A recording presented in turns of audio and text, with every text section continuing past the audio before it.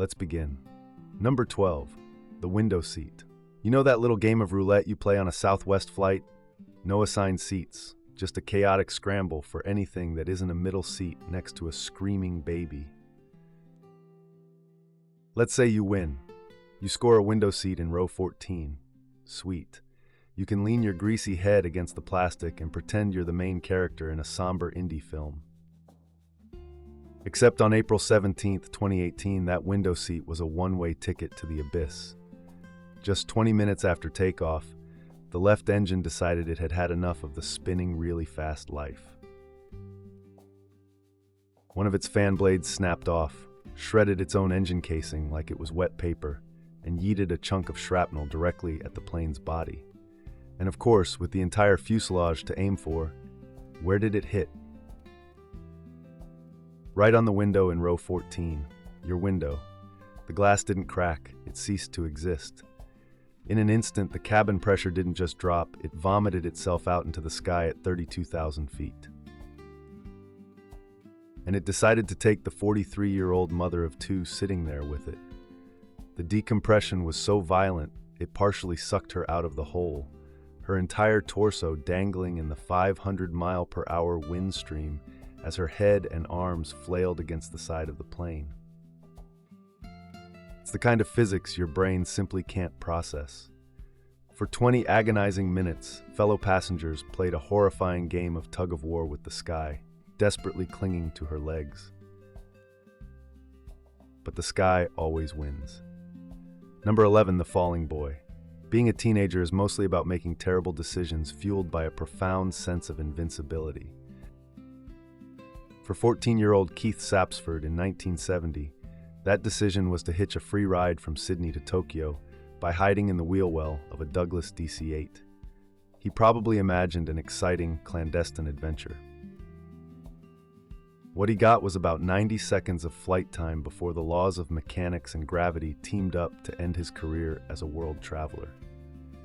See, the thing about a wheel well is, it isn't just a cozy little hideout. For the landing gear to retract into the plane, the doors to that compartment have to open out first. As the jet climbed to 200 feet, those doors swung open, and Keith was suddenly exposed to the open sky. There was nothing to grab, nothing to hold, just a sudden, dizzying drop. Gravity, as it turns out, is not a suggestion. It is a hard and fast rule with very messy consequences. The ultimate, gut-wrenching irony? An amateur photographer named John Gilpin was on the ground, just testing out a new camera lens. Thinking a plane taking off would make for a cool shot, he snapped a picture at the exact, horrifying moment Keith Sapsford's entire world fell out from under him.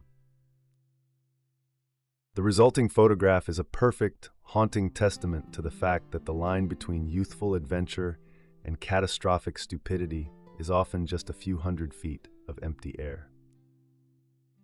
Jet engines are marvels of modern engineering. They generate enough thrust to lift 500,000 pounds of metal into the air. They are also, not to put too fine a point on it, giant, screaming blenders for anything that gets too close. And too close is a lot farther away than you think. On New Year's Eve 2022, a 34-year-old baggage handler and mother was working on the ramp at an airport in Montgomery, Alabama.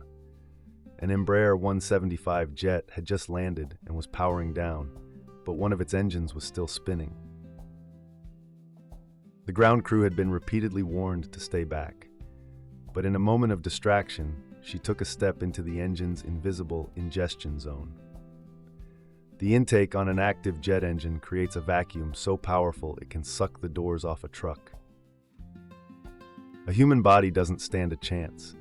It's not like in the movies where someone gets dramatically shredded into cartoonish pieces. It's an instantaneous event. 1 second, a person exists, the next, they don't. The force is so absolute that the coroner's report is clinical and brief. The official term is ingestion into the engine, which is a nice sanitary way of saying the plane had a very small, very tragic, and very liquid snack before shutting down for the night. Before first-class cabins with lay-flat beds, the absolute peak of luxury travel was a giant, flammable balloon. In 1937, the Hindenburg was the Titanic of the skies, an 800-foot-long German airship with fancy dining rooms, elegantly dressed passengers, and 7.2 million cubic feet of extremely explosive hydrogen gas holding the whole thing up. See, the airship was designed to use helium, which has the wonderful property of not turning into a massive fireball when it gets zapped.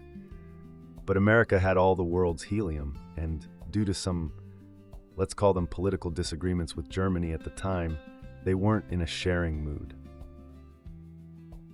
So the engineers shrugged, filled their majestic sky whale with the most flammable element in the known universe, and crossed their fingers. What could possibly go wrong? As it tried to land in New Jersey during a thunderstorm, a bit of static electricity is thought to have provided the answer. A small flame blossomed near the tail, and in the time it takes you to read this sentence, the entire ship was engulfed. The fabric skin vaporized, and the metal skeleton collapsed into a blazing heap. Passengers were faced with a simple, horrifying choice: burn to death 200 feet in the air or jump. Many did both. Reporter Herbert Morrison, broadcasting live, famously cried, "Oh, the humanity!" A phrase that perfectly captured the moment a symbol of human ingenuity was reduced to a flaming wreck in 34 seconds, all thanks to a little spark and a whole lot of hubris. Imagine you're an F-16 fighter pilot scrambled to intercept a commercial airliner that's gone completely silent. You pull up alongside the Boeing 737, peer into the cockpit, and find nobody. The captain's seat is empty.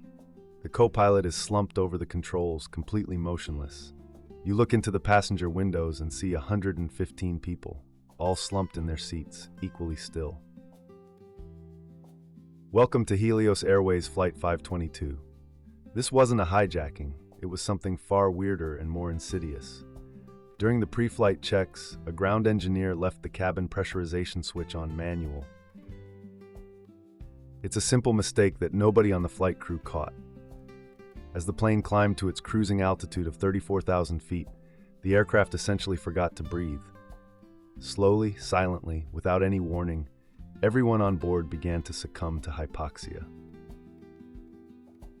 Hypoxia isn't like suffocating. There's no gasping for air or sudden panic. Your brain is just quietly starved of oxygen. You get a little woozy, maybe a bit euphoric, and then you just fade out.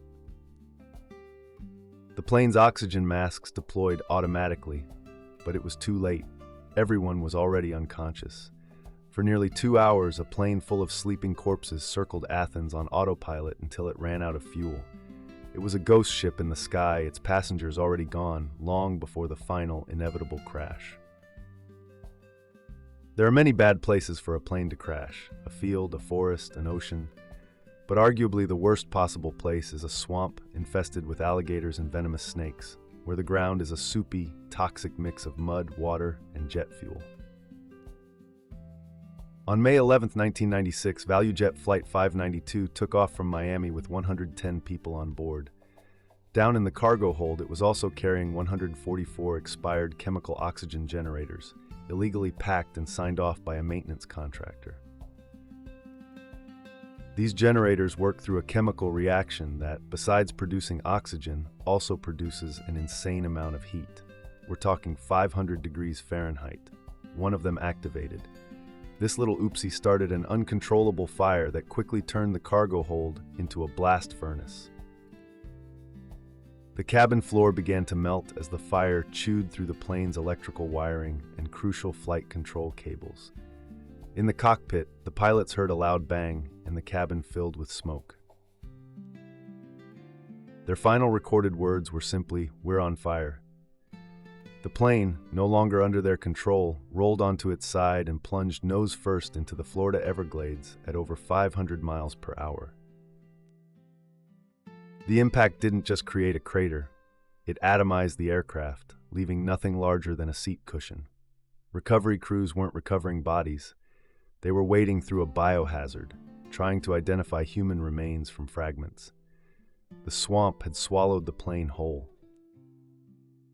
Most air disasters are brutally, almost mercifully quick. an explosion, a stall, a sudden impact. You might have a few seconds, maybe a minute, to process the terror. The 520 passengers and crew of Japan Airlines Flight 123 were not so lucky. They had 32 minutes. Just 12 minutes into their flight on August 12, 1985, an improperly repaired rear pressure bulkhead on their Boeing 747 blew out with explosive force. The blast ripped off most of the plane's tail fin and, more importantly, severed all 4 of its hydraulic lines. In layman's terms, the pilots could no longer steer the plane. They were now just passengers in a 700,000-pound glider that was flying like a wounded brick. For the next half an hour, the massive jet bucked and pitched through the sky in what's known as a phugoid cycle, a series of wild climbs and descents. As the plane swooped uncontrollably, the passengers knew exactly what was happening. They were going to die. So they did something both incredible and heartbreaking. They started writing goodbye notes. Final messages to their families were scribbled on napkins, in the back of planners, and on air sickness bags. They faced death with a terrifying clarity, documenting their final moments while waiting for the inevitable impact. Only 4 people miraculously survived, leaving the world with the deadliest single-plane crash in history and a profound lesson in the unique horror of having far too much time to say goodbye. On a bright, sunny morning in San Diego, people were just starting their day, drinking coffee, heading to work, enjoying the clear blue sky. They probably didn't expect that sky to fall on their heads. Literally. On September 25, 1978, Pacific Southwest Airlines Flight 182, a Boeing 727, was on final approach to land. At the same time, a tiny 2-seater Cessna 172 was in the same airspace, practicing landings. Air traffic control warned the PSA pilots about the Cessna. The pilots radioed back that they saw it. They were tragically wrong.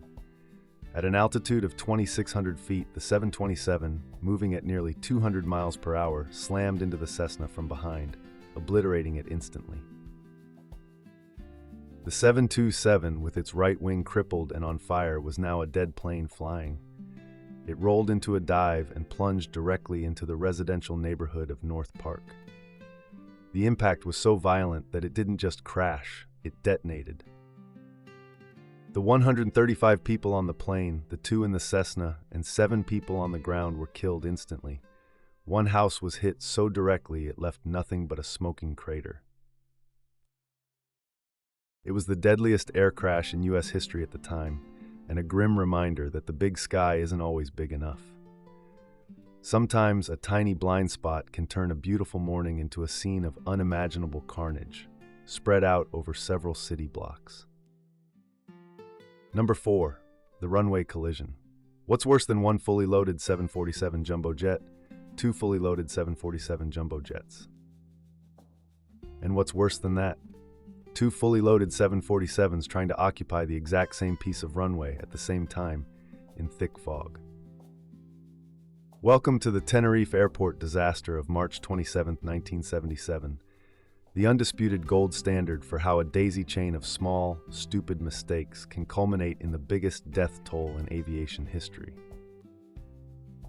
A bomb threat at another airport forced a fleet of planes to divert to the tiny Los Rodeos airport in Tenerife, which quickly became overwhelmed.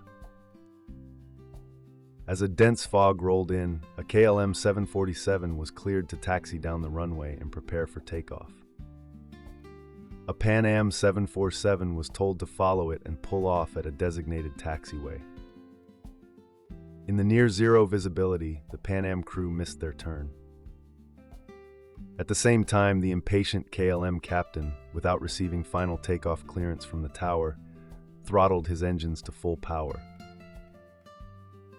Through the fog, the Pan Am crew suddenly saw the landing lights of the other 747 hurtling towards them. They screamed. The KLM pilot yanked his plane upward in a desperate attempt to leapfrog the other jet, scraping his tail on the runway for 70 feet.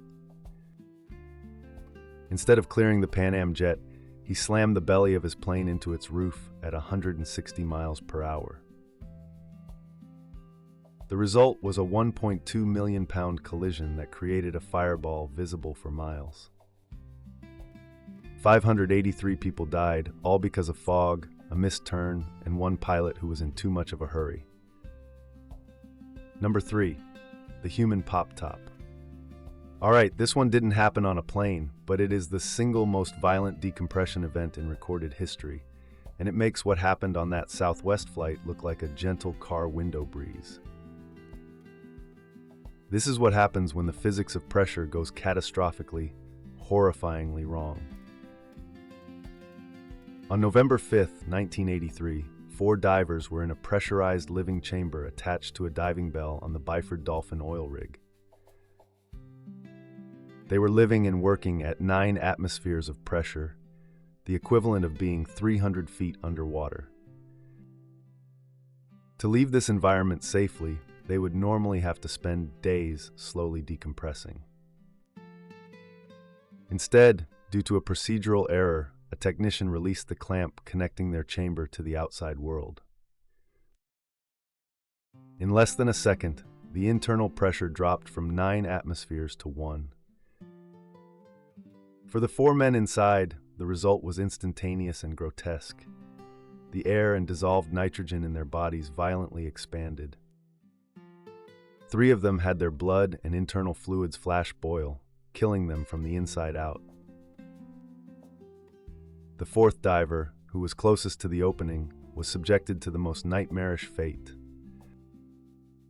The pressure difference was so immense that he was violently expelled through a 24-inch circular opening, where his body disintegrated and was effectively sprayed across the deck. It was, for all intents and purposes, a human explosion. It's a horrifying footnote in industrial history that proves your body is basically just a bag of liquid that really, really hates sudden changes in pressure. Number 2, the mid-air disintegration. Imagine you're flying through a nasty thunderstorm. It's bumpy, the cabin is flashing with lightning, but it's just turbulence, right? Then there's a deafening crack, a sound like the sky itself is tearing in half, and you realize you're not in a plane anymore. You're just falling. Still strapped to your seat, 2 miles above the jungle. This was the reality for the 92 people aboard Lanza Flight 508 on Christmas Eve, 1971. The pilots flew directly into a severe thunderstorm that, for reasons we'll never know, they chose not to avoid.